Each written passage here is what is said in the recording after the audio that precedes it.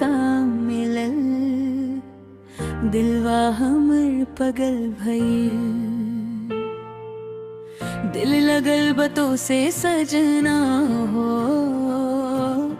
रतिया भर याद में जगना हो। फोनवा पे फोटो देखी देखी अखियां से नीरवा टपकनो हो। दिल लगल दिल लगल दिल लगल दिल लगल दिल लगल दिल लगल, खेसारी स्टाइल में दिल लगा तोहरे प्यार में पागल बानी। अब ता जीना मुश्किल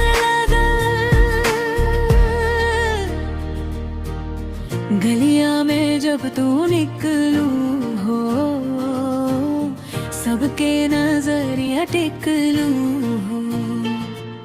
चांद से गोरा तोर चेहरा, दिलवा हमर धड़कलू हो। दिल लगल दिल लगल दिल लगल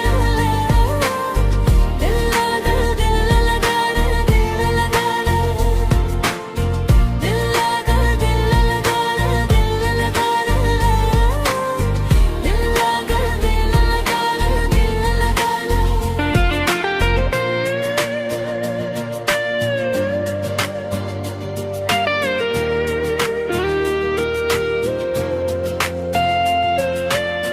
इंस्टाग्राम पे रील बनावेलू, स्माइल से सबके ख्याल करावेलू।